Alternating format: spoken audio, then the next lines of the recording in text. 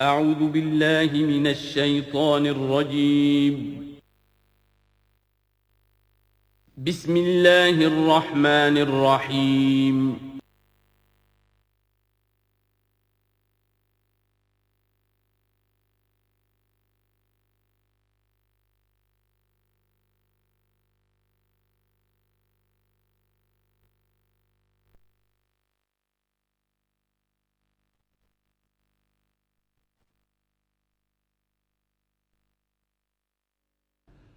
الحمد للہ وکفا والصلاة والسلام علی عبادہ الذین اصطفیٰ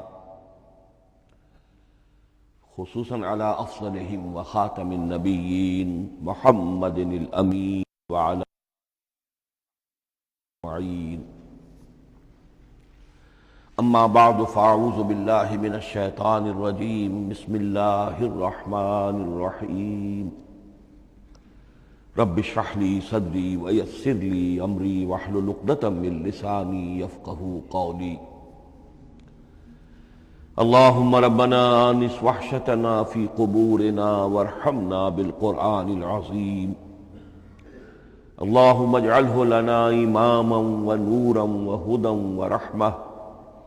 اللهم ذكرنا منه ما نسينا وعلمنا منه ما جهلنا وارزقنا تلاوته آناء الليل وآناء النهار واجعله لنا حجة يا رب العالمين آمین. کل دو نشستوں میں تعارف قرآن کے ضمن میں جن عنوانات پر گفتگو ہو چکی ہے ان میں سے ایک تشنا رہا قرآن حکیم کی ترتیب اور تقسیم. اس کی تدوین کے بارے میں گفتگو ہماری مکمل ہو چکی تھی کہ قرآن حکیم کی تدوین 3 مراحل میں مکمل ہوئی. اولاً خود حضور صلی اللہ علیہ وسلم نے اللہ تعالیٰ ہی کے حکم سے قرآن مجید کو مرتب کر دیا اور اس مرتب شکل میں امت کو منتقل کیا. ترتیب معین ہو چکی تھی لیکن وہ کتابی شکل میں ما بین الدفترین جمع نہیں ہوا.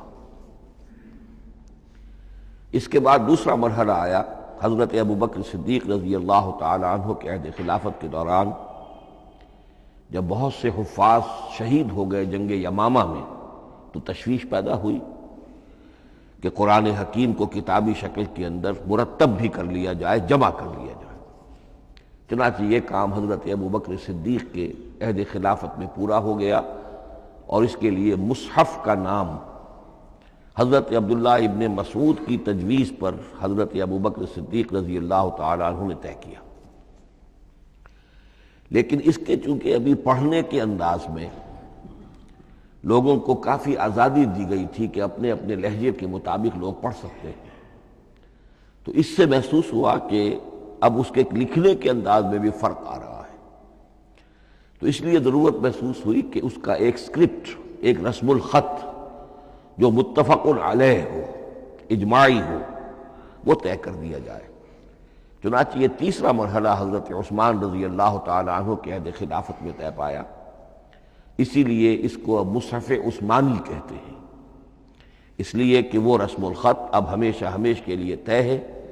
اس کے آفیشل نسخے تیار کیے گئے اور بڑے بڑے شہروں میں جو بھی اس وقت اس مسلمان ممالک تھے ایک ایک نسخہ بھیج دیا گیا اور باقی نسخے جو ہیں وہ طرف کر دیے گئے.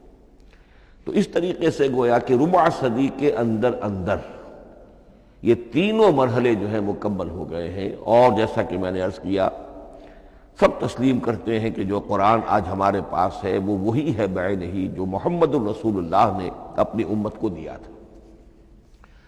البتہ جہاں تک قرآن کی ترتیب اور تقسیم کا تعلق ہے، بعض باتیں تو میں بیان کر چکا ہوں، ان کا صرف اجمالی اعادہ کروں گا.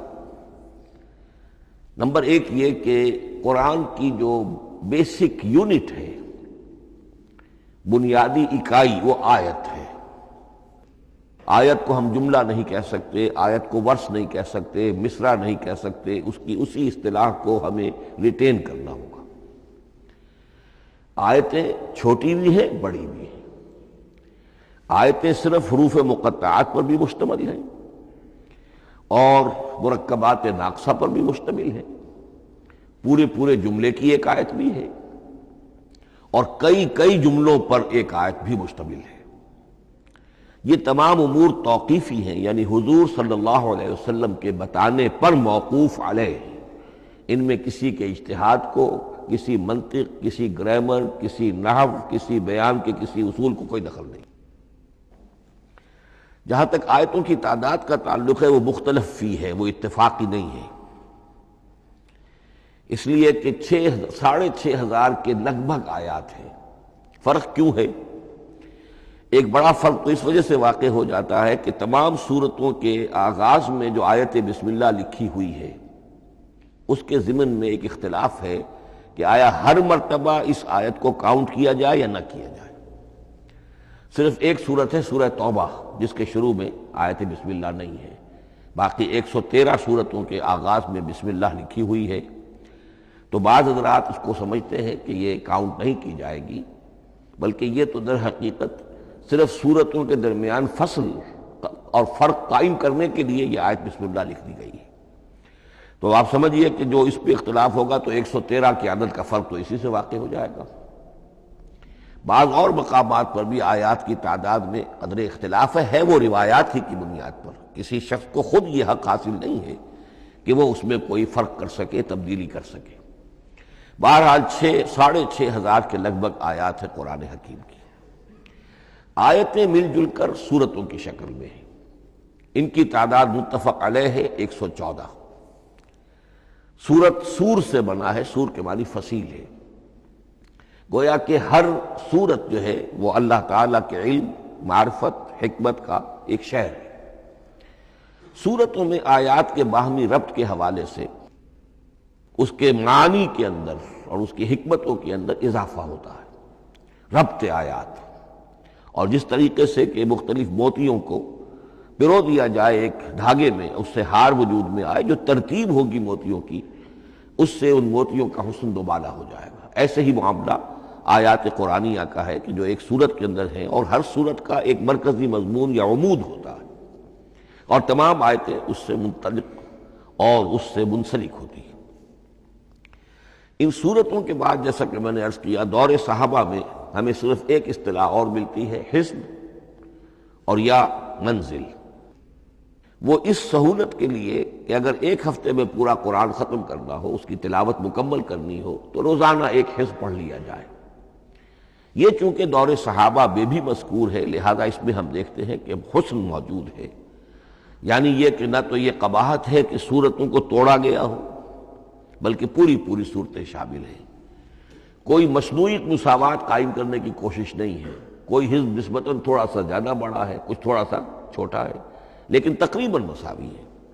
خام خواہ کی کوئی مصنوعی مساوات قائم کرنے کی کوشش نہیں ہے، اور اس کے باوجود یہ حسن موجود ہے کہ سورہ فاتحہ کو اگر ہم علیحدہ رکھ دیں کہ وہ پورے قرآن حکیم کے لیے ایک دباچہ اور مقدمہ ہے، تو پہلے حزب یا پہلی منزل میں 3 سورتیں، دوسرے میں 5، تیسرے میں 7، چوتھے میں 9، پانچویں میں 11، چھٹی میں 13، یہ سیڑھی ہے بالکل۔ اور جو آخری حزب مفصل کہلاتا ہے، اس میں چونکہ آخری پارے میں آپ کو معلوم ہے چھوٹی صورتیں ہیں، تو تعداد 65 ہے، وہ بھی جو آخری تعداد ہے 13 اس کا ملٹیپل ہے۔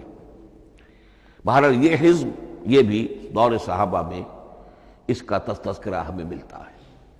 البتہ جو مزید تقسیم کی چیزیں ہمارے ہاں معروف ہیں وہ بات کی چیزیں۔ رکوعوں میں طویل صورتوں کو تقسیم کیا گیا تاکہ ایک رکعت میں اگر طویل صورت میں سے کوئی آیات پڑھنی ہے تو اس طرح پڑھی جائیں کہ مضمون ٹوٹے نہ۔ یہ حجاج ابن یوسف کے زمانے میں یہ کام ہوا ہے، اور بڑے غور و فکر سے ہوا، اور واقعتاً محسوس ہوتا ہے کہ معنوی جو ربط اور تعلق ہے اس کو ملحوظ رکھا گیا ہے۔ لیکن جو دوسری تقسیم ہمارے ہاں معروف ہو گئی ہے وہ پاروں کی ہے۔ اول تو یہ معلوم نہیں کہ یہ تقسیم کب ہوئی، مجہول الزمان ہے یہ۔ نمبر 2 یہ کہ اس میں یہ زیادتی بھی نظر آتی ہے کہ سورتوں کی فصیلیں توڑ دی گئی ہیں۔ گویا کہ ایک مصنوعی مساوات قائم کرنے کے لیے کہ 30 دن میں اگر قرآن مجید ختم کرنا ہو، ہر مہینے میں ایک ختم قرآن کوئی شخص کرنا چاہے تو روزانہ ایک پارہ پڑھ کر، لیکن یہ کہ اس میں وہ حسن موجود نہیں ہے، بلکہ یہ قباحت موجود ہے کہ صورتوں کاٹ دی گئی۔ اس کے بعد اب جو بات مجھے عرض کرنی تھی وہ یہ ہے کہ زیادہ عرصہ نہیں گزرا کہ قرآن حکیم کی ترتیب اور تقسیم کے ضمن میں ایک اور حقیقت سامنے آئی ہے، اور یہ حقیقت یہ ہے کہ قرآن حکیم کی سورتوں کے گروپس ہیں۔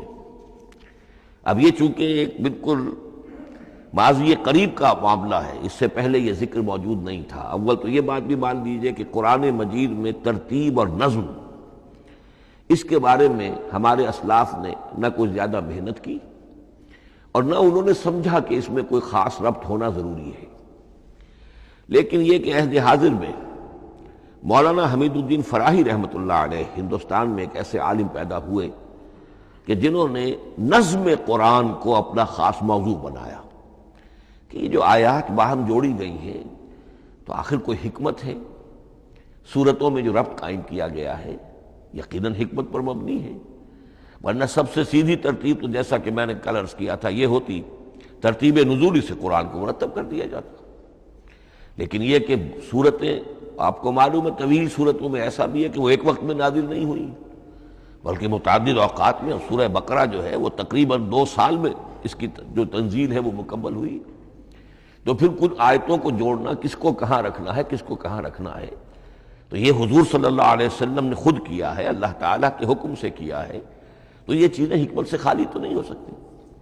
تو انہوں نے اس کو خاص اپنا موضوع بنایا اور ان کے سامنے بعض حقائق آئے ہیں، وہ حقائق ہیں جو اب میں آپ کے سامنے بیان کر رہا ہوں۔ اس میں ایک اشکال ہو سکتا ہے، اسے میں چاہتا ہوں کہ پہلے رفع کر دوں کہ یہ چیز اگر ہمارے اسلاف کے نظر میں نہیں آئی اور ان کی توجہ ادھر نہیں ہوئی تو یہ تو گویا کہ ایک بڑی مشکوک سی بات ہوگی۔ قرآن مجید کے علم کے ضمن میں گویا کہ متقدمین کے فہم پر ہمیں کچھ تان کرنا ہوگا، لیکن یہ بات درست نہیں ہے۔ قرآن مجید ایک ایسی کتاب ہے جس کے بارے میں خود حضور نے جو فرمایا لا تنقضی عجائبہ، اس قرآن کے عجائب کبھی ختم نہیں ہوں،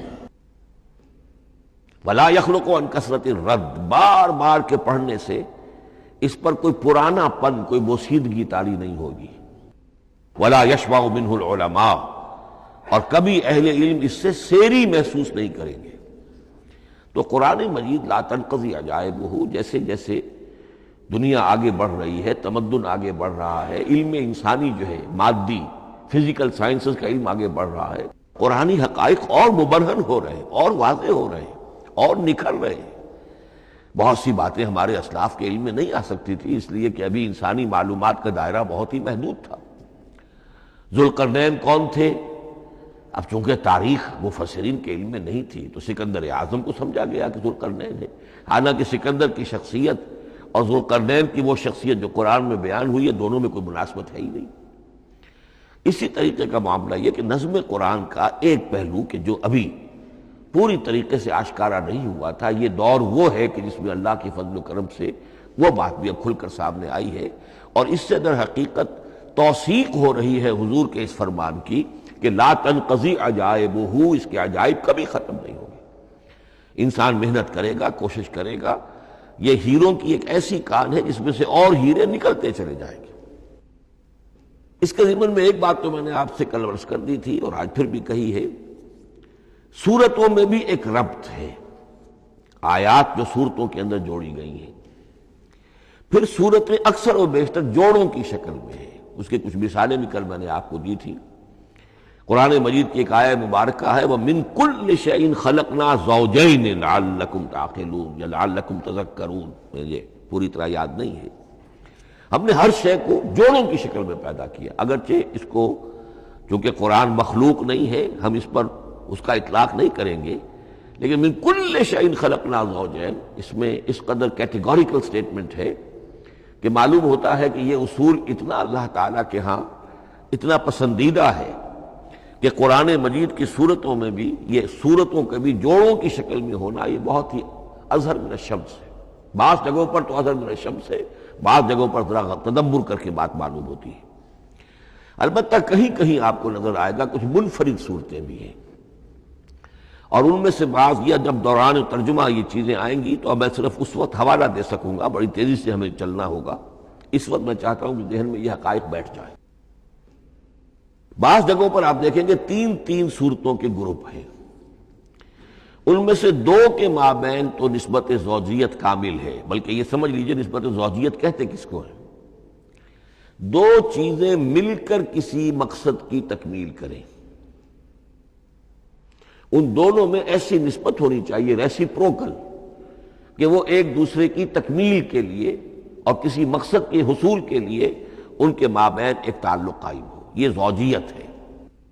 اسی طریقے سے قرآن مجید میں جب صورتیں آتی ہیں جوڑوں کی شکل میں تو کسی مضمون کا ایک رخ وہ ایک صورت میں آ جائے گا، اس کا دوسرا رخ دوسری صورت میں آ جائے گا، اور دونوں مل کر جسے ہم کہتے ہیں تصویر کے دونوں رخ، وہ رخ مکمل ہو جائیں گے، بات پوری ہو جائے گی۔ البتہ بعض جگہوں پر ہے تین تین صورتوں کے سب گروپس ہیں۔ میں اس معاملے میں گروپ کا لفظ ریٹین کر رہا ہوں اس لیے کہ قدیم تو یہ تصور تھا نہیں، جدید اصطلاح ہے، تو اس میں چونکہ اب بہت سے الفاظ انگریزی زبان کے اب اردو میں آ گئے ہیں کہ اس کی جگہ کوئی اور بہت ہی کوئی کوشش کر کے لفظ لایا جائے تو وہ شاید زیادہ عام فہم نہیں ہوگا، یا عام فہم ہے۔ تو گروپس اور سب گروپس، چھوٹے گروپ بڑے گروپ، تو یہ چھوٹے گروپ جو ہے تین تین صورتوں کے، ان میں سے دو کے مابین تو نسبت زوجیت بتمام و کمال ہوگی، اور تیسرے کی حیثیت ضمیمے کی ہوگی۔ اس کی مثالیں بعد میں آئیں گی۔ البتہ یہ جو ضمیمے ہوتے ہیں خود ان کے، یا جو دوسری منفرد صورتیں ہیں، خود ان میں آپ کو فصل کے ساتھ نسبت زوجیت مل جائے گی۔ اس سے آگے چلیے، اب اصل ہے وہ شے جس کو میں آج چاہتا ہوں بیان کرنا۔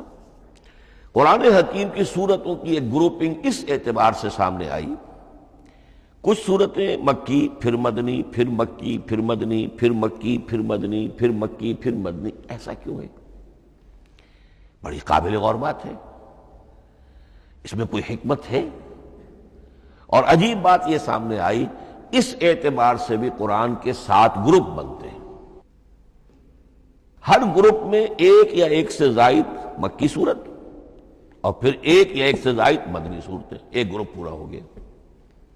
دوسرے گروپ میں پھر ایک یا ایک سے زائد مکی صورت، پھر ایک یا ایک سے زائد مدنی صورتیں، وہ پھر گروپ مکمل ہو گیا۔ یہ گروپ بھی قرآن حکیم میں 7 ہیں۔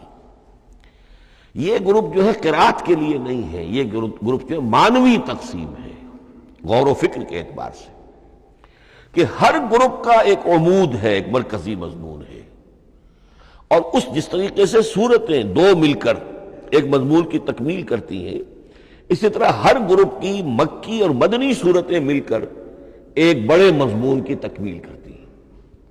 اس طریقے سے گویا کہ یہ قرآن مجید میں 7 گروپ ہیں بڑے بڑے، جو کہ جس میں کہ صورتیں جو ہیں وہ جمع کی گئی ہیں۔ مثلا میں اب آپ کو اشارتاً بتا دوں، پہلے گروپ میں سورہ مکی جو ہے وہ صرف ایک ہے، سورہ فاتحہ، تعداد میں تو ایک ہے، وہ اپنے حجم کے اعتبار سے چھوٹی بھی ہے لیکن بہت بھاری صورت ہے۔ وَلَقَدْ آتَيْنَاكَ سَبْعًا مِنَ الْمَثَانِي وَالْقُرْآنَ الْعَظِيمِ، محض اس صورت کو بھی قرآن عظیم کہا گیا ہے۔ لیکن ایک صورت مکی سورہ فاتحہ، پھر 4 طویل ترین صورتیں مدنی، بقرہ، آل عمران، نساء، مائدہ۔ دوسرے گروپ میں 2 صورتیں مکی، 2 مدنی، الانعام، الاعراف مکیات، الانفال، التوبہ مدنیات۔ تیسرا گروپ چلتا ہے، 14 صورتیں مسلسل چلی جا رہی ہیں مکی، سورہ یونس سے، سورہ یونس، سورہ ہود، سورہ یوسف، سورہ رعد، سورہ ابراہیم، چلتے جائیے، سورہ حجر، سورہ نحل، سورہ بنی اسرائیل، سورہ کہف، سورہ مریم، سورہ طٰہٰ، سورہ انبیاء، سورہ حج اور سورہ مومنون، 14 صورتیں۔ اب آئی ایک مدنی صورت، سورہ نور۔ یہ تیسرا گروپ مکمل ہو گیا۔ چوتھے گروپ میں بھی یہی بات آپ کو نظر آئے گی۔ الفرقان سے سورہ سجدہ تک 8 صورتیں مکی ہیں، اور پھر ایک صورت آتی ہے سورۃ الاحزاب، وہ مدنی ہے۔ اب یہ جو ایک ایک صورتیں آئی ہیں، سورہ نور اور سورہ احزاب، ہر شخص کو اندازہ ہو جائے گا یہ آپس میں جوڑے کی شکل رکھتی ہیں، ان کے مضامین بہت ایک دوسرے سے مشابہ ہیں، بہت مشابہ ہیں۔ لیکن یہ کہ وہ اس طریقے کا جوڑا نہیں ہے کہ اسی گروپ میں ان کا جوڑا موجود ہو، اس کا جوڑا جو ہے وہ دوسرے گروپ میں ہے۔ پھر آئیے پانچواں گروپ ہے سورہ سبا سے احقاف تک، یہ 13 صورتیں مکی ہیں، اور پھر سورہ محمد صلی اللہ علیہ وسلم سے سورۃ الحجرات تک 3 صورتیں مدنی ہیں، یہ کل 16 صورتیں ہیں۔ چھٹے گروپ میں سورہ قاف سے سورہ واقعہ تک 7 صورتیں یہ مکی ہے، اور سورہ حدید سے سورہ طلاق تک 10 صورتیں مدنی ہیں، یہ 17 صورتیں ہیں۔ آخری جو ہے وہ سورۃ الملک سے سورۃ الاخلاص تک 46 صورتیں، اور سورہ معوذتین جو ہے یہ 2 ہے کہ جو مدنی ہے۔ بعض کا اس میں اختلاف ہے، وہ میں بعد میں عرض کروں گا، لیکن جو میری رائے ہے وہ میں آپ کے سامنے رکھ رہا ہوں۔ اس طریقے سے یہ 7 گروپ جو ہیں قرآن مجید میں سورتوں کے وجود میں آئے۔ ہر گروپ کا ایک مرکزی مضمون ہے۔ مثلا پہلے گروپ کا مرکزی مضمون شریعت ہے۔ سورہ فاتحہ میں اہدنا الصراط المستقیم، اے اللہ ہمیں سیدھا راہ دکھا، سیدھے راستے کی ہدایت بخش۔ اب وہ سیدھا راستہ کیا ہے؟ شریعت خداوندی، شریعت الہی، اور شریعت مکمل ہو جاتی ہے ان 4 صورتوں میں۔ شریعت محمدی کا جو بلو پرنٹ ہے، ابتدائی خاکہ جو ہے وہ آپ کو سورہ بقرہ میں ملے گا، اور اس کی جو تکمیلی صورتیں ہیں، تکمیلی احکام ہیں، وہ سورہ مائدہ۔ اس کے علاوہ اس گروپ میں جو زیادہ زور ہے وہ سابقہ امت مسلمہ سے گفت و شنید۔ سابقہ امت مسلمہ میں یہودی اور نصارہ دونوں شامل ہیں۔ اب ان پر جرح بھی ہے، ان پر تنقید بھی ہے، ان کو ملامت بھی ہے، ان کو ان کی قرارداد جرم ان کے خلاف جو ہے وہ بھی دی گئی ہے، اور پھر یہ کہ ان کو معزول کر کے اور نئی امت کو اس مقام پر نصب کرنے کا اعلان ہے، اور ان کو بڑی زوردار دعوت ہے کہ اب محمد پر ایمان لاؤ اور قرآن پر ایمان لاؤ صلی اللہ علیہ وسلم۔ یہ پہلا گروپ ہے۔ اسی طریقے سے ہر گروپ کا، اب یہ ساتھ ساتھ جب ہم چلیں گے تو میں تفصیل کے ساتھ بیان کرتا جاؤں گا کہ اس گروپ کا یہ مرکزی مضمون ہے، اور اس طور سے یہ صورتیں آپس میں ایک دوسرے کے ساتھ مربوط ہیں۔ ان گروپوں میں آپ نے دیکھا ہوگا کہ پہلے اور آخری گروپ ان کی ایک ریسیپروکل سی صورت ہے کہ پہلے گروپ میں مکی صورت صرف ایک چھوٹی سی، اور مدنی صورتیں 4-6 پارے سے زائد پر پھیلی ہیں، جبکہ آخری گروپ میں سارے دونوں پارے جو ہے سورہ ملک سے شروع ہو کر مکی صورتوں پر مشتمل ہے، آخر میں آ کر چھوٹی چھوٹی صورتیں وہ مدنیات ہیں۔ یہ ایک دوسرے کے بالکل ریسیپروکل ہیں، کانورس۔ لیکن دوسرا گروپ ادھر سے اور دوسرا ادھر سے، یعنی چھٹا، یہ بڑے متوازن ہیں۔ 2 صورتیں مکی، 2 مدنی، اور ادھر 7 صورتیں مکی اور 10 مدنی، لیکن 7 صورتیں جو ہیں وہ 3 رکوعوں کی ہیں، ان میں سے ایک 4 رکوع کی بھی ہے، اور اکثر و بیشتر وہ جو دوسری ہے وہ 2 رکوعوں کی ہے، تقریباً متوازن بنتی ہے۔ تو درمیان میں جو ہے ان میں جو مدنی صورتوں کا حصہ بہت کم ہے، اکثر و بیشتر جو ہے وہ مکی صورتیں ہیں۔ ان مکی صورتوں کے اندر بھی جو 6 گروپ تقریباً بنتے ہیں، اس لیے کہ پہلی گروپ کے اندر تو مکی صورت صرف سورہ فاتحہ ہے، تو ان میں سے پہلے 2 گروپوں میں رسالت کا مضمون مرکزی مضمون ہے، درمیانی 2 گروپوں میں توحید کا مضمون مرکزی مضمون ہے، آخری 2 گروپوں میں انذار آخرت کا مضمون مرکزی مضمون ہے۔ آخری صورتیں آپ کو معلوم ہے سورہ قاف سے شروع ہو کر، تو پھر یہ انذار آخرت جو ہے ان سب کا مرکزی مضمون ہے۔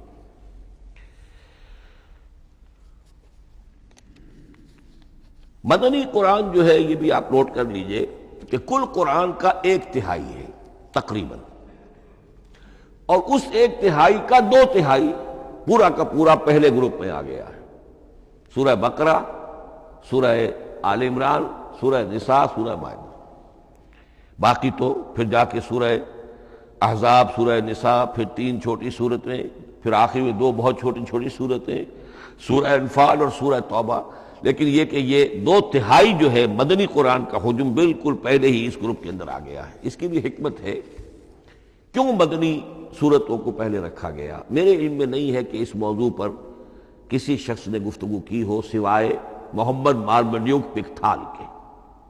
میرے علم کی حد تک ہو سکتا ہے کہ کسی اور مفسر نے، کسی محقق نے کوئی بات کہی ہو، اس سے بھی زیادہ وزنی کہی ہو، لیکن میرے علم کی حد تک مارمڈیوک پکتھال نے اپنے جو ترجمہ کیا ہے انگریزی میں، اس کے دیباچے میں اس موضوع پر گفتگو کی ہے، بہت ہی عمدہ بات کہی ہے۔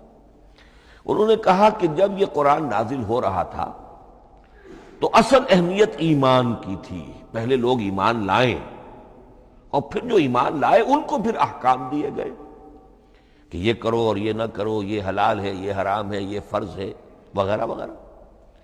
لیکن جب ایک امت وجود میں آ گئی، امت کے وجود میں آنے کے بعد اب نسلاً مسلمان پیدا ہو رہے ہیں، ان کے ہاں اب ضرورت پہلے اسلام کی ہے، چاہے بچہ چھوٹا ہی ہے پہلے اسے احکام سکھائے جائیں گے، بچہ چھوٹا ہی ہے نماز پڑھنی سکھائی جائے گی، بچہ چھوٹا ہی ہے روزہ رکھنا سکھایا جائے گا۔ تو امت کے اس طرح تشکیل پا جانے کے بعد اب اصل اہمیت جو ہے وہ احکام کی ہو گئی ہے، احکام اب مقدم ہے، اور ایمان کا معاملہ جو ہے وہ اس کے بعد مؤخر ہے۔ کوئی شخص بالغ ہوگا، ذہین ہوگا، فطین ہوگا، غور و فکر کی صلاحیت سے اگر اللہ تعالیٰ نے اسے بہرور کیا ہوگا پھر وہ حقیقت ایمان تک رسائی حاصل کرے گا، ورنہ یہ ہے کہ عام ایک مسلمان جو ہے اسے جہاں تک احکام کا تعلق ہے ان پر تو عمل کرنا ہی ہے۔ تو یہ بڑی میں سمجھتا ہوں کہ ذہانت پر مبنی بات ہے کہ جو محمد مارملیوک پلتھال نے کہی ہے، اور مجھے اس سے اتفاق ہے۔ اب آئیے اگلا معاملہ، اگلی بحث، اگلا موضوع، قرآن کا موضوع کیا ہے؟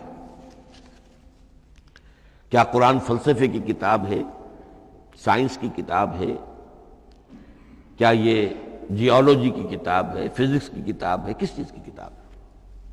تو پہلی بات یہ سمجھیے، قرآن کا موضوع ہے انسان، لیکن انسان کی اناٹمی نہیں، انسان کی فزیولوجی نہیں، انسان کی انتھروپولوجی نہیں، کچھ نہیں، انسان کی ہدایت۔ یہ ہدایت کا لفظ بنیادی ہے قرآن مجید کے لیے۔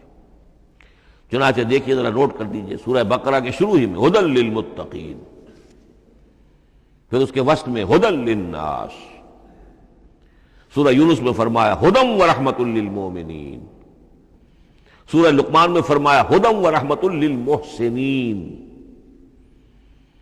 سورۃ البقرہ اور النحل میں فرمایا، نمل میں ھدی وبشریٰ للمؤمنین، آل عمران میں وموعظۃ للمتقین، ھدی وموعظۃ للمتقین، پھر 3 مرتبہ الہدیٰ هو الذی ارسل رسولہ بالہدیٰ ودین الحق لیظہرہ علی الدین کلہ۔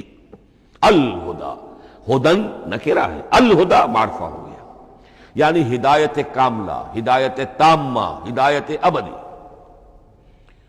اسی طرح سورۃ النجم میں فرمایا وَلَقَدْ جَاءَهُم مِّن رَّبِّهِمُ الْهُدَىٰ، سورۃ الجن میں وَإِنَّا لَمَّا سَمِعْنَا الْهُدَىٰ آمَنَّا بِهِ، سورہ بنی اسرائیل میں وَمَا مَنَعَ النَّاسَ أَن يُؤْمِنُوا إِذْ جَاءَهُمُ الْهُدَىٰ، سورہ بنی اسرائیل میں بھی یہ الفاظ آئے، سورہ کہف میں بھی آئے۔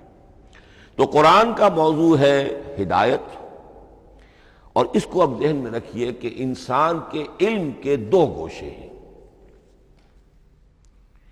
علم انسانی 2 حصوں میں منقسم ہے، ایک حصہ ہے فزیکل ورلڈ کا علم جو حواس کے ذریعے سے حاصل ہوتا ہے، مادی حقائق ان کا علم ہے۔ حواس 5 ہمارا دیکھنا، سننا، سونگھنا، چکھنا، چھونا، یہ تمام صلاحیتیں ہیں، ان سے کچھ معلومات حاصل ہوتی ہیں، اور عقل کا یہ کمپیوٹر ان کو پروسیس کرتا ہے، اس سے نتائج نکالتا ہے، نتائج نکال کے سٹور کر لیتا ہے۔ پھر مزید کوئی معلومات حواس کے ذریعے سے حاصل ہوتی ہیں، اب ان کو وہ پھر پروسیس کر کے جو سابق میموری سٹورڈ ہے اس کے ساتھ ریکنسائل کر کے کوئی اور نتیجہ اخذ کرتا ہے۔ اس طرح رفتہ رفتہ رفتہ رفتہ انسان کا یہ علم بڑھتا چلا جا رہا ہے، اور ہم نہیں کہہ سکتے کہ ابھی اور کہاں تک جائے گا۔ آج سے چند 100 سال پہلے بھی انسان تصور نہیں کر سکتا تھا کہ انسانی علم وہاں پہنچ جائے گا جہاں آج پہنچ چکا ہے۔ اس علم کا وحی سے کوئی تعلق نہیں، اس علم کا تعلق ہے علم اسماء سے، جو حضرت آدم میں ودیعت کر دیے گئے تھے بالکل شروع میں۔ سورہ بقرہ کا 4تھا رکوع جو ہے اس کے شروع میں ذکر ہے وَعَلَّمَ آدَمَ الْأَسْمَاءَ كُلَّهَا، اللہ نے آدم کو تمام نام سکھا دیے، اور اس کے آخر میں ذکر ہے جب آدم کو اور حوا کو حکم دیا گیا کہ اب زمین میں جا کر اور وہاں کا چارج سنبھالو، تو فرمایا وَإِمَّا يَأْتِيَنَّكُم مِّنِّي هُدًى فَمَن تَبِعَ هُدَايَ فَلَا خَوْفٌ عَلَيْهِمْ وَلَا هُمْ يَحْزَنُونَ۔ وہ علم ہدایت ہے، یہ دو چیزیں بالکل علیحدہ ہیں۔ علم اسماء در حقیقت یوں سمجھیے کہ جیسے آم کی گٹھلی میں پورا آم کا درخت ہوتا ہے، وہی تو گٹھلی ہے جو آپ زمین میں دباتے ہیں، پھر اگر پانی وہاں پڑتا ہے، زمین میں روئیدگی بھی ہے، وہ گٹھلی پھٹے گی، وہ جو اس میں سے دو پتے نکلیں گے، وہ پتے اوپر بڑھیں گے، درخت بنے گا۔ وہ پورا درخت جو ہے آم کی گٹھلی میں موجود تھا، صرف اسے پورا درخت بننے میں 2 سال 3 سال 4 سال لگیں گے، لیکن درخت موجود تھا، پوٹینشلی بالقوہ پورا درخت آم کی گٹھلی میں موجود تھا۔ ایکچولی بالفعل وہ آم کا درخت جو ہے کئی سال کے اندر وجود میں آیا۔ بعین ہی یہ معاملہ ہے، کل مادی حقائق کا کل علم حضرت آدم علیہ السلام کے وجود میں ودیعت کر دیا گیا پوٹینشلی۔ اب اس کی ایکسفولیشن ہو رہی ہے، وہ بڑھتا جا رہا ہے، برگ و بار لا رہا ہے، اور یہ علم جو ہے اس کا تعلق جیسا کہ میں نے عرض کیا آسمانی ہدایت سے نہیں ہے۔ اب یہ خود رو پودا ہے، بڑھتا چلا جا رہا ہے، اور کہاں تک پہنچے گا؟ علامہ اقبال نے صحیح تعبیر کی ہے، عروج آدم خاکی سے انجم سہمے جاتے ہیں کہ یہ ٹوٹا ہوا تارا مہ کامل نہ بن جائے۔ علامہ کی زندگی میں تو انسان نے چاند پر قدم نہیں رکھا تھا، لیکن یہ کہ اب تو چاند پر قدم رکھ کر انسان آ چکا۔ تو عروج آدم خاکی سے انجم سہمے جاتے ہیں کہ یہ ٹوٹا ہوا تارا مہ کامل نہ بن جائے۔ یہ ہے انسانی علم۔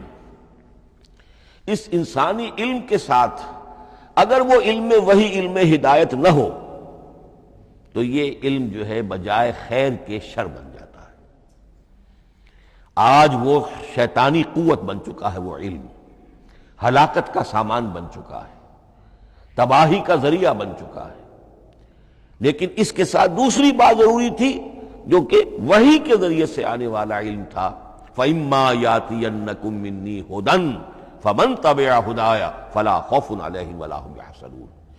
یہ علم الہدایت جو ہے یہ در حقیقت قرآن حکیم میں آ کر مکمل ہو گیا ہے۔ اس کے لیے بھی میں چاہتا ہوں کہ بات آپ سمجھ لیں، اس میں جو ارتقاء ہوا ہے، پہلی کتابیں نازل ہوئی ان میں بھی ہدن تو تھی، کل بھی میں نے آپ کو آیت سنائی تھی سورہ مائدہ کی، انا انزلنا التوراۃ فیہا ھدی و نور، ہم نے تورات نازل کی تھی، اس میں ہدایت بھی تھی، نور بھی تھا۔ اسی رکوع میں 7واں رکوع ہے وہ سورہ مائدہ کا، انجیل کے بارے میں، فیہ ھدی و نور، اس میں بھی ہدن بھی تھی، ہدایت بھی تھی، نور بھی تھا۔ لیکن یہ ہدایت اور یہ نور درجہ بدرجہ ترقی کر رہا ہے، یہاں تک کہ کامل ہوا ہے، قرآن میں آ کر الہدا بن گیا ہے۔ اب یہ ہدن نہیں، الہدا، کامل ہدایت نامہ۔ اس کی وجہ کیا ہے؟ دیکھیے، ایک بچے کو اگر آپ تعلیم دینا چاہتے ہیں تو اس کی ذہنی سطح کو ملحوظ رکھے بغیر تو نہیں دے سکتے۔ آپ چاہے پی ایچ ڈی استاد رکھ دیں کسی بچے کے لیے، بچہ بھی پرائمری کی تعلیم پا رہا ہے، وہ پی ایچ ڈی کا استاد کیا کچھ پلا دے گا اس کو، کیا پڑھا دے گا اس کو؟ اس کی اپنی استعداد جو ہے ابھی اتنی کم ہے کہ اسی کی مناسبت سے اسے تعلیم دی جائے گی، رفتہ رفتہ وہ آگے بڑھے گا، یہاں تک کہ وہ اپنے پوری عقل کے اور شعور کی پوری شدت اور قوت کو پہنچ جائے گا، بلوغت کو پہنچ جائے گا۔ اب اسے آخری علم پڑھایا جائے گا، اب اسے فلسفہ پڑھایا جائے گا، پہلے وہ ہسٹری پڑھ رہا تھا، اب فلسفی آف ہسٹری پڑھے گا۔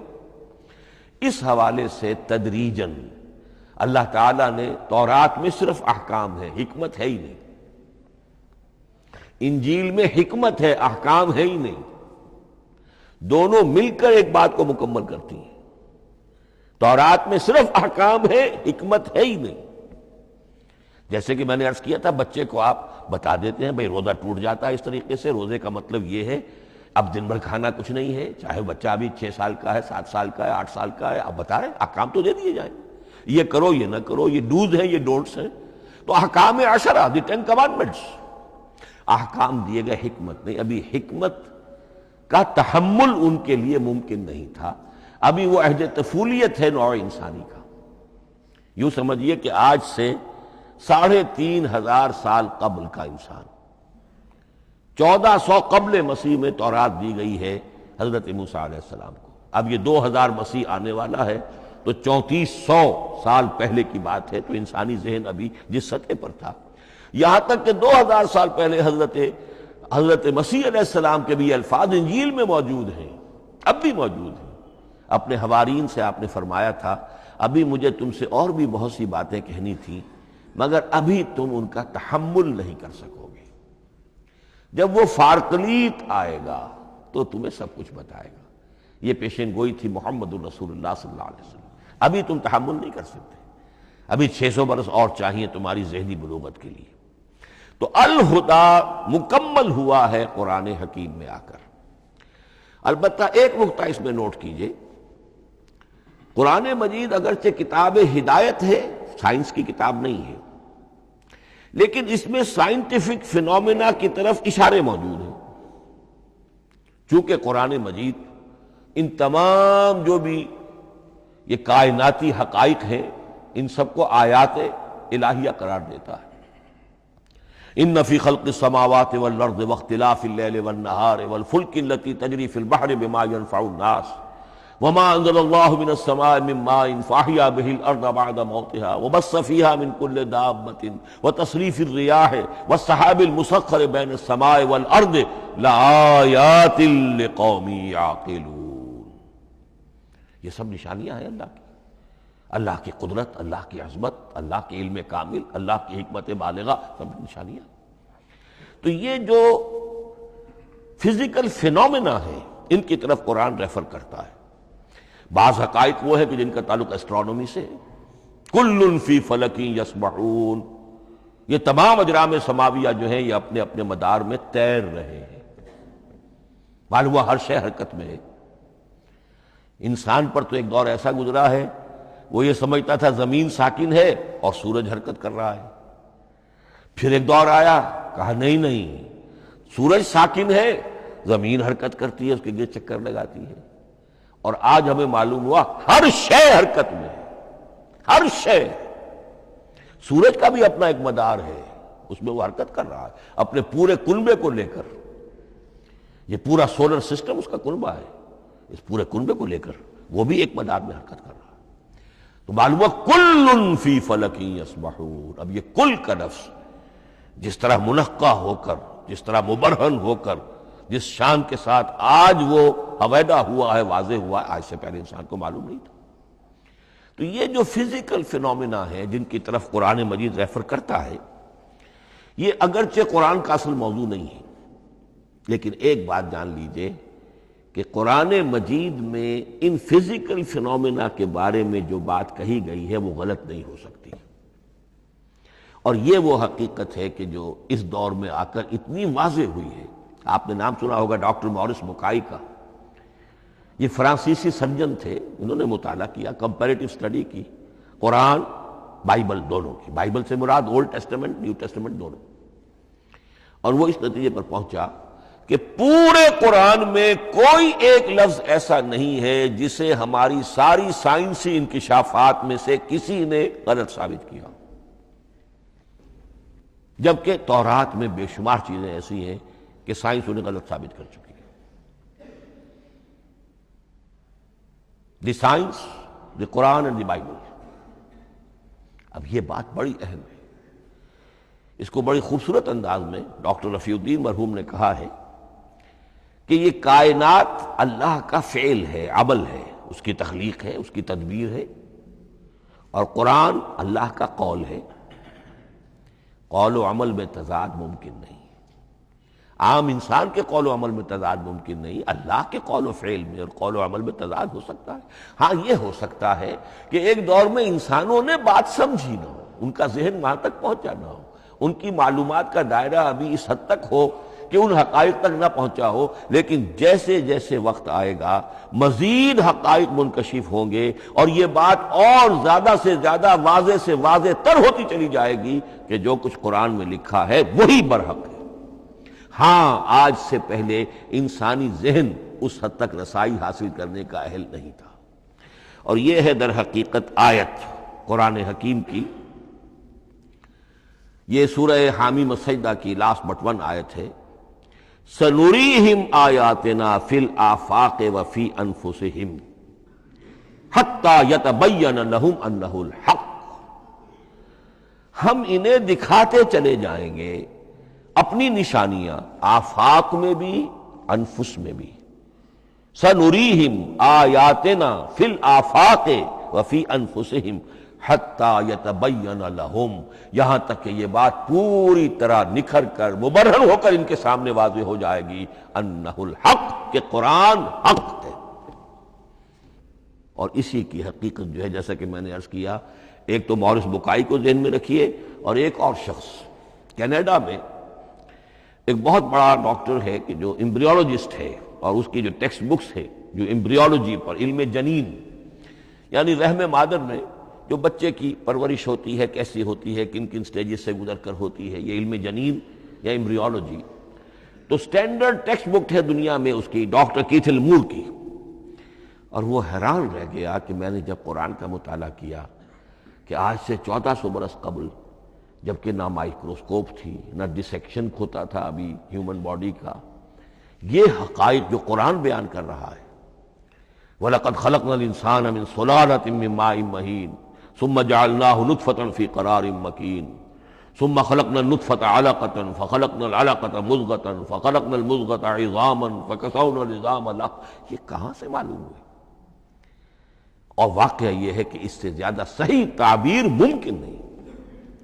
تو یہ حقائق ذہن میں رکھیے کہ اگرچہ قرآن مجید سائنس کی کتاب نہیں ہے، لیکن جن سائنسی حقائق یا جن سائنسی فینومینا کی طرف قرآن نے ریفر کیا ہے وہ یقیناً حق ہے، چاہے تاحال ہم ان کی حقانیت کو نہ سمجھ پائیں۔ مثلا آج بھی مجھے نہیں معلوم کہ قرآن جو 7 آسمان کہتا ہے تو 7 آسمان سے کیا مراد، مجھے نہیں معلوم، لیکن مجھے یقین ہے کہ ایک وقت آئے گا کہ انسان سمجھے گا کہ ٹھیک ٹھیک یہ الفاظ جو ہیں 7 آسمان، یہ منطبق ہوتے ہیں اس حقیقت پر جو آج ہمارے علم میں آئی ہے، پہلے نہیں آئی تھی۔ البتہ ایک اور نقطہ جو بہت اہم ہے عملی اعتبار سے، میں نے اسی لیے یہ ساری تمہید کی ہے کہ قرآن سائنس کی کتاب نہیں ہے، نہ سائنس کی ہے نہ ٹیکنالوجی کی ہے۔ اس حوالے سے ایک بڑا منطقی نتیجہ نکلتا ہے، اور وہ یہ ہے کہ اگر ہمارے اسلاف نے قرآن کی ان آیات کا کوئی خاص مفہوم معین کیا اپنے دور کی معلومات کی سطح پر، ہمارے لیے لازم نہیں ہے کہ ہم اس کی پیروی کریں۔ سائنسی فینومینا کو جو سائنسی ترقی ہو رہی ہے اس کے حوالے سے سمجھیں گے۔ یہاں تک کہ اب آخری بات عرض کر رہا ہوں، خود حضور کا فرمان بھی اس میں قطعی نہیں ہوگا۔ یہ بات بہت ثقیل اور گراں گزرے گی بہت سے لوگوں پر۔ سائنس اور ٹیکنالوجی میں اگر حضور کی کوئی حدیث بھی سامنے آ جائے تو اس کو بھی ہم کوئی دلیل قطعی نہیں سمجھیں گے۔ اس کی وجہ کیا ہے؟ ایک واقعہ بہت اہم ہوا حضور کی زندگی میں۔ حضور جب ہجرت فرما کر تشریف لائے مدینہ منورہ، تو آپ کو معلوم ہے کہ حضور کی پیدائش مکے کی، ساری زندگی آپ نے وہاں گزاری۔ وہ وادی غیر ذی زرع ہے، وہاں کوئی پیداوار، کوئی زراعت، کوئی کاشت ہوتی ہی نہیں تھی، آپ کو کوئی تجربہ سرے سے نہیں تھا۔ ہاں تجارت کا تجربہ تھا، بھرپور تجارت کی تھی۔ یہاں آئے تو آپ نے دیکھا کھجوروں کے سلسلے میں انصار مدینہ تعبیر نخل، وہ اس کا ایک اصطلاح ہے۔ کھجور ایک ایسا پودا ہے جس کا ایک فیمیل فلاور ہوتا ہے اور ایک میل علیحدہ۔ اب میل فلاور اور فیمیل فلاور ان دونوں کو قریب لے آئیں تو اس سے اس بات کا زیادہ امکان ہو جاتا ہے فرٹیلائزیشن ہو اور پھل بنے اور زیادہ آپ کو پھل حاصل ہو، فصل زیادہ ہو۔ اگر وہ فاصلے پر رہیں گے تو ہو سکتا ہے کہ اس کا امکان کم ہو، تو وہ ان کو قریب جوڑ دیتے تھے۔ حضور نے دیکھا تو آپ نے فرمایا کہ آپ لوگ ایسا نہ کریں تو کیا ہے، یعنی نیچر جو ہے، nature can take care of it self, آخر فطرت ہے، فطرت نے یہ ساری چیزیں بنائی ہیں، آپ ایسا نہ کریں تو کیا ہے۔ صرف یہ کہا آپ نے روکا نہیں، لیکن ظاہر بات ہے صحابہ کرام کے لیے رضوان اللہ تعالی علیہ مجمعین حضور کا اتنا کہنا بھی گویا کہ حکم کے درمیان۔ انہوں نے اس سال وہ کام نہیں کیا، فصل کم ہو گئی۔ اب وہ ڈرتے ڈرتے جھجکتے جھجکتے حضور کی خدمت میں آئے۔ حضور آپ نے فرمایا تھا ہم نے وہ نہیں کیا، تعبیر نخل اس سال نہیں کی ہم نے، فصل کم ہوئی ہے۔ آپ نے فرمایا انتم اعلم بامور دنیاکم، اس کا ایک ایک لفظ یاد کر لیجئے، انتم اعلم بامور دنیاکم، اپنے یہ دنیاوی اور مادی معاملات میں تم زیادہ تجربے کار ہو، تم زیادہ حقائق سے واقف ہو۔ میں عالموں کا لفظی ترجمہ یہاں کرنا جو ہے اس کی جرت مجھے نہیں ہو رہی، تم زیادہ واقف ہو ان چیزوں سے، میں یہ چیزیں سکھانے نہیں آیا۔ آپ ٹیکنالوجی پڑھانے نہیں آئے تھے، آپ طب سکھانے نہیں آئے تھے، آپ کوئی اور سائنس پڑھانے نہیں آئے تھے، ورنہ تو ہم شکوہ کرتے کہ آپ نے ہمیں ایٹم بم بنانا کیوں نہیں سکھا دیا پہلے ہی۔ نہیں، یہ موضوع ہی نہیں ہے۔ قرآن کا موضوع معین ہونا چاہیے۔ قرآن کا موضوع انسان کی ہدایت، اس ہدایت کے لیے جس قدر اس کو ضرورت ہے علم کی کہ وہ جو یہ فزیکل فینومینا ہیں ان کے حوالے سے بھی ہدایت حاصل کرے، اس حد تک ان کا تذکرہ ہے۔ لیکن یہ یقین اور ایمان ہونا چاہیے کہ قرآن مجید کے الفاظ میں جو شے مضمر ہے وہ کبھی غلط ثابت نہیں ہوگی۔ یہ ہو سکتا ہے کہ قرآن کی کسی آیت کا کوئی مفہوم ہمارے اسلاف نے 1000 برس پہلے یا 600 برس پہلے سمجھا ہو اور وہ مفہوم غلط ثابت ہو جائے، وہ ایک علیحدہ بات ہوگی، لیکن قرآن مجید کا ٹیکسٹ جو ہے اس کے اندر کہیں ایسی بات نہیں آ سکتی۔ اب آئیے فہم قرآن کے اصول۔ ظاہر بات ہے کہ اس موضوع پر اصول تفسیر پر کوئی مجھے تفصیلی اس وقت گفتگو کرنے کا موقع تو نہیں ہے، البتہ یہ کہ 7 گنتی کر کے چیزیں نوٹ کر لیجئے کہ جس سے قرآن مجید کے فہم میں سہولت حاصل ہوگی۔ پہلی بات وہ جو کسی درجے میں پہلے بھی سامنے آ چکی ہے، قرآن کا اسلوب استدلال منطقی نہیں ہے، فطری ہے۔ ایک ہوتا ہے منطق کی گتھیوں سے اور منطق کے اصولوں سے اور منطق کی دلیلوں سے بات ثابت کی، یہ نہیں۔ قرآن فطرت انسانی کے مطابق بات کرتا ہے۔ ایک ان پڑھ شخص بھی قرآن کو اپنے سے دور یا اپنے آپ کو قرآن سے دور نہیں سمجھے گا اگر ذرا سا وہ قرآن کو سمجھ سکتا بس۔ لیکن یہ ہے کہ قرآن مجید کا جو اسلوب ہے وہ ایک تو یہ کہ منطقی نہیں، فطری ہے، یا اس میں اگر ایک لفظ کا اضافہ کیا جائے خطابی ہے۔ خطابی کیا ہوتا ہے؟ جو میں کل عرض کر چکا ہوں، خطبے کی ایک شان ہوتی ہے، وہ دلیل کے ساتھ ساتھ جذبات سے بھی اپیل کرتا ہے، اور اس میں آپ کو ایک اپنے باطن میں جھانکنے کی دعوت دی جاتی ہے۔ تم ذرا اپنے باطن میں جھانک کر دیکھو۔ بعض آیات ایسی ہیں، بڑی پیاری آیات ہیں، افی اللہ شک فاطر السماوات والارض، بس کیا اللہ کی ہستی میں بھی کوئی شک ہو سکتا ہے جو آسمان اور زمین کا پیدا کرنے والا ہے؟ غور کرو، سوچو۔ تو یہ صرف آپ کے دروں بینی، آپ کو اپنے اندر جھانکنے کی دعوت ہے۔ اسی طرح اَإِنَّكُمْ لَتَشْهَدُونَ أَنَّ مَعَ اللَّهِ آلِهَةً أُخْرَىٰ، کیا واقعتاً تم اس کی گواہی دیتے ہو کہ اللہ کے ساتھ کوئی اور بھی الہ ہے؟ یہ گویا کہ کسی کے آنکھوں میں آنکھیں ڈال کر پیئرسنگ آئیز کے ساتھ کسی سے سوال کرنا، کیا واقعی؟ اور اس مندر حقیقت کون سی ہے پس منظر میں؟ یہ بنائے ہوئے ڈھکوسلے ہیں، ان پر خود تمہارا دل مطمئن نہیں ہے۔ تم کہتے تو ہو یہ ہمارا عقیدہ ہے اور یہ ہماری بات ہے اور یہ ہمارا موروثی عقیدہ ہے، ھذا ما وجدنا علیہ آباءنا، ہم نے آباء، لیکن واقعتاً غور تو کرو، کیا واقعی تم گواہی دیتے ہو کہ اللہ کے سوا کوئی اور الہ بھی موجود ہے؟ اس کو آپ کہیں گے خطابی انداز۔ نمبر 2، قرآن حکیم میں 2 طرح کی آیات ہیں، محکمات اور متشابہات۔ یہ سورہ آل عمران کے شروع میں یہ بہت اہم مضمون جو ہے وہ آ گیا ہے۔ هو الذی انزل علیک الکتاب منہ آیات محکمات ہن ام الکتاب واخر متشابہات، آل عمران آیت نمبر 7۔ اب یہ جو متشابہات ہیں یہ کون سی ہیں اور محکمات ہیں وہ کون سی ہیں، اس کو ذہن میں رکھیے۔ نمبر 1، محکم قطعی، تمام جتنی بھی آیات احکام ہیں وہ محکم ہیں، یہ کرو یہ نہ کرو، یہ جائز یہ حرام، آیات احکام محکم، اسی ایک مادے سے لفظ بنا ہے یہ، محکم بھی اور احکام حکم۔